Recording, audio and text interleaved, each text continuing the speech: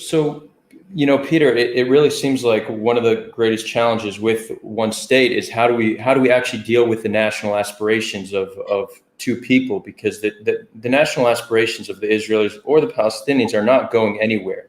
So it's like, on one hand, we could acknowledge that the two-state solution is dead, but how do we really, have you thought about this at all? How do we create two national realities within one state? Have you given that any thought?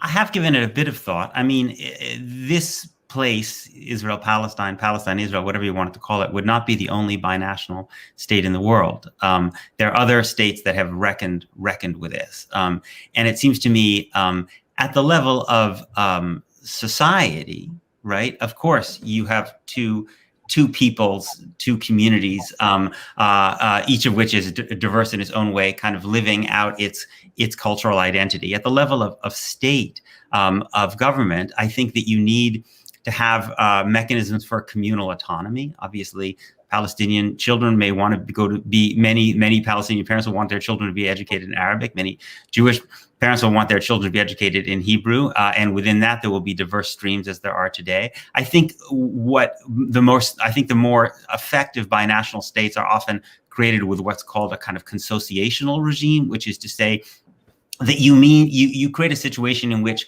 a bare majority cannot make the most profound decisions, but you need buy-in from both communities. So you first start with something like a strong Bill of Rights, of individual rights, but you also, if you look at Belgium, for instance, you see that basically for the most important decisions, there has to be buy-in from both Flemish and Walloon, so that one community can't kind of override the concerns of the other. So I think those would be the kind of fundamental building blocks. And I think what would be most, what I think we know from binational states, which Israel in a way already is, right? Because 50% of the people between the river and the sea are Palestinian. It's just that most of them can't vote for the government that controls their lives. Is that binational states are more stable and more peaceful when everyone is represented in government than when one group is locked out. And what I would hope is that what you would see in a binational Israel-Palestine would be the emergence of politics, right? I mean, democratic politics, meaning all kinds of weird formations, right? I mean, we already see even the very, very beginnings of what this could look like with this Israeli elections, right? That there are Palestinians and Jews who agree on there are cultural divides that cut through both Palestinian and Jewish society, right? There are divides about neoliberalism versus a more socialist economic framework that might cut through both societies. Maybe some Palestinian business owners join up with some Israeli business owners. Maybe some Palestinian social conservatives join up with some Jewish social conservatives, and you get cross-cutting cleavages. And this allows people to get to know one another, but also I think this is a stabilizing force. Political systems that have one overarching cleavage are more imperiled than ones in which people's multiple identities play out politically in various different ways. So they see different forms of connection with different groups. Thank you. Yehuda, so please share if there's something there you disagree with, but I have another question for you. It's, how do we convince Israelis of this? This seems like the kind of deal that it seems most Palestinians would be on board with, but we know very well that the demographic fear that many Israelis have, and that's kind of why the one-state solution doesn't have more national support at this time. So, really, what do you say to Israelis that are like, no way, I'm not on board with that?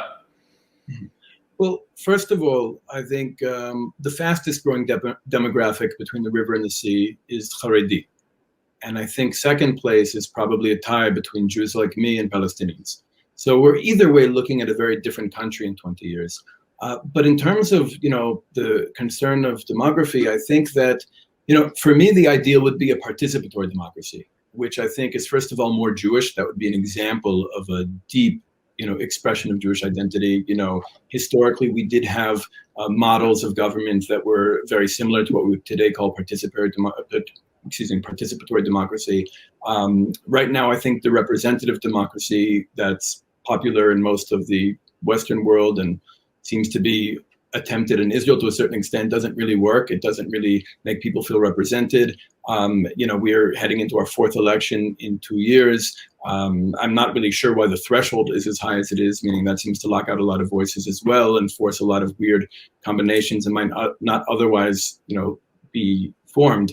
But I think that if you have a participatory model where you have people kind of getting together in their communities and opting in to discuss everything and decide everything, at the local level, but, progressively moving towards the national, and with the ability, of course, to recall representatives, I think you can have a situation where the country is fully democratic and fully inclusive, yet there's no, quote unquote, demographic danger.